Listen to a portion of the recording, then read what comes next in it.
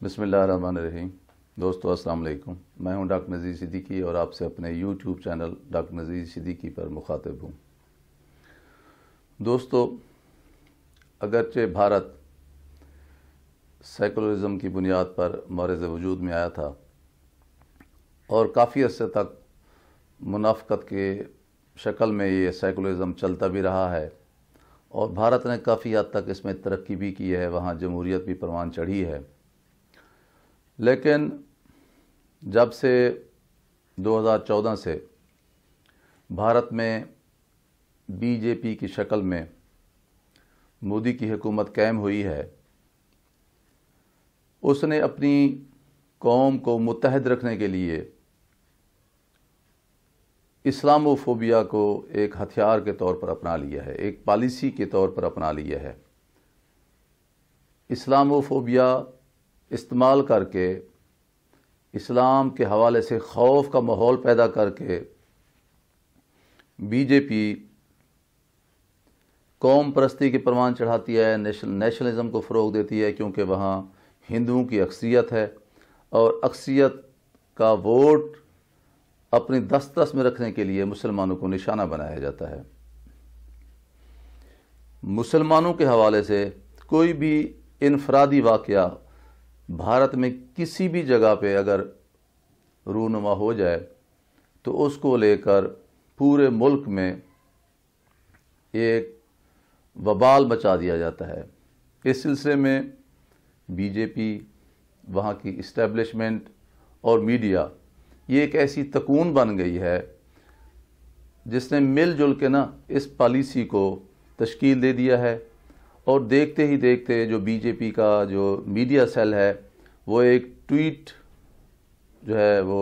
کرتا ہے، اسے لے کے جو بھارتی میڈیا ہے جسے اب مودی گودی میڈیا کہا جاتا ہے وہ شور ڈال دیتا ہے۔ اس کے پیچھے وہاں کی اسٹیبلشمنٹ ہے، جس کا نتیجہ یہ نکلا ہے کہ ہندو اکثریتی ووٹ تو بی جے پی کے ساتھ ہے، لیکن مسلمانوں کا وہاں جینا دوبھر کر دیا گیا ہے۔ مثال کے طور پر ابھی وہاں تبلیغی جماعت کے حوالے سے ایک اجتماع تھا اور کرونا وائرس کی بیماری بھی پوری دنیا میں اس کے بھی اثرات ہیں، تو اس کو لے کر پورے بھارت میں ایک وبال کھڑا کر دیا گیا ہے کہ یوں ایک تاثر دیا جا رہا ہے کہ جیسے اگر یہ تبلیغی جماعت کا یہ اجتماع نہ ہوتا تو شاید پورے بھارت میں کہیں بھی کرونا نہ آتا۔ یوں سمجھ لیجئے کہ تبلیغی جماعت نے ہی بھارت میں کرونا وائرس کو فروغ دیا ہے اور اس کی وجہ سے ہی پورا بھارت جو ہے وہ پریشان ہے۔ تو یہ ایک ایسی اسلاموفوبیا کی شکل ہے جس کے نتیجے میں بھارت بھر میں مسلمان شدید پریشانی کا شکار ہیں، اور اس دوران مسلمانوں کے لیے سانس لینا مشکل ہو گیا، انہیں پریشان کیا جا رہا ہے، لوگ خودکشیاں کر رہے ہیں، گھروں سے باہر نہیں نکل رہے ہیں، مریضوں کی شکل میں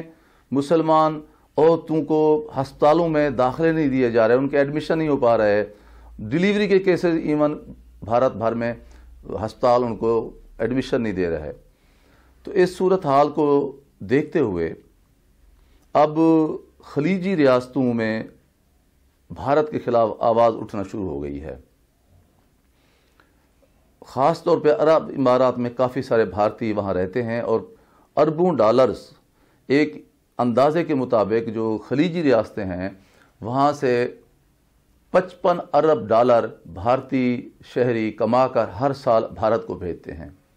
اسی طرح اسلامی ممالک سے 120 ارب ڈالر بھارتی شہری سالانہ بھارت کو زر مبادلہ کی شکل میں بھیجتے ہیں۔ اب دبئی میں اور سعودی عرب میں اور بہت سارے دیگر جو خلیجی ریاستیں ہیں وہاں یہ آواز اٹھنا شروع ہو گئی ہے کہ ہم تو بھارتی جو شہری ہیں ان کو یہاں عزت دیتے ہیں، لیکن وہ ہمارے لیے کوئی مفت کام نہیں کرتے، ہم ان کو پیسے دیتے ہیں، لیکن انہیں یہ اجازت نہیں دی جا سکتی کہ وہ سعودی عرب میں رہ کے اس طرح کے ٹویٹ کریں جو ہمارے لیے دل آزاری کا باعث ہوں۔ بھارت میں جو مسلمان رہتے ہیں ان کی خاص طور پہ عورتوں کی تذلیل کی جائے، ان کے لیے زندگی مشکل بنا دی جائے، ان کی اس طرح शबीह बना दी जाए, उनकी इस तरह तस्वीर बना दी जाए कि उनके लिए जीना मुश्किल हो जाए। तो सफारती महाज पर इस तरह दबाव डाला गया है कि अब मोदी हुकूमत बिलबिला उठी है। यही वजह है कि अब मोदी को ये कहना पड़ गया है कि कोरोना वायरस जो है ये रंग, ज़ात पात, धर्म, नस्ल, ज़बान या मज़हब या किसी भी मुल्क की सरहद को देखकर नहीं आता, जबकि इससे पहले मोदी की ज़बान, बॉडी लैंग्वेज, लहजा कुछ और था। इसी तरह जो यूएई या अरब इमारात में भारतीय सफ़ीर है, उसको भी इसी तरह का बयान देना पड़ गया है कि कोरोना वायरस किसी के मज़हब, रंग, ज़ात पात, ज़बान को देख कर नहीं आता। तो भारतीय शहरियों को ये रवैया अख्तियार नहीं करना चाहिए कि कोरोना वायरस जो है वो मुसलमानों की वजह से भारत भर में फैल रहा है। मुसलमानों, जो दुनिया भर के मुसलमान हैं, वो रोज़ देखते हैं, चाहे वो कश्मीर का इशू हो, वो दिल्ली के फसादात हों, या पूरे भारत में रोज़ाना की बुनियाद पर जिस तरह के वाक़यात हो रहे हैं जिसमें मुसलमानों की तज़लील की जाती है, रुसवाई की जाती है, जानू जैसा सलूक किया जाता है, जो शहरियत के जो कानून है उसमें जिस तरह इम्तियाजी रवैये बरते जाते हैं। तो अब मुझे लगता यह है कि अब पूरी दुनिया भर के मुसलमानों में तो भारतीय मुसलमानों के हवाले से हमदर्दी थी, अब हुकूमतें भी बेदारी की करवट ले रही हैं। ये इसी का नतीजा है कि अब भारतीय हुकूमत और मोदी और इंतज़ामिया जो है उसे एहसास हो रहा है कि हम तो गलती पे हैं। मुनाफिकत की शक्ल में ही सही, लेकिन सेकुलरिज्म की बुनियाद पे भारत फिर भी महफूज था। अब जिस तरह की ये कट्टरपन, मजहबी जनूनियत और मुसलमानों से नफ़रत की शक्ल में बीजेपी आगे चल रही है और ये इस्लामोफोबिया को फैलाया जा रहा है, और इसके ज़रिए बीजेपी इक़्तिदार में तो आ गई है लेकिन मुल्क इंतशार, तकसीम और तफरीक की तरफ जा रहा है। अब भी वक्त है कि भारतीय इस्टेब्लिशमेंट, बीजेपी, आरएसएस और भारतीय मीडिया होश के नाखून ले, वरना वो दिन दूर नहीं जब भारत टुकड़ों टुकड़ों में बट सकता है। दोस्तों, आप मेरे इस YouTube चैनल को सब्सक्राइब ज़रूर कीजिए। बहुत शुक्रिया। अस्सलाम वालेकुम।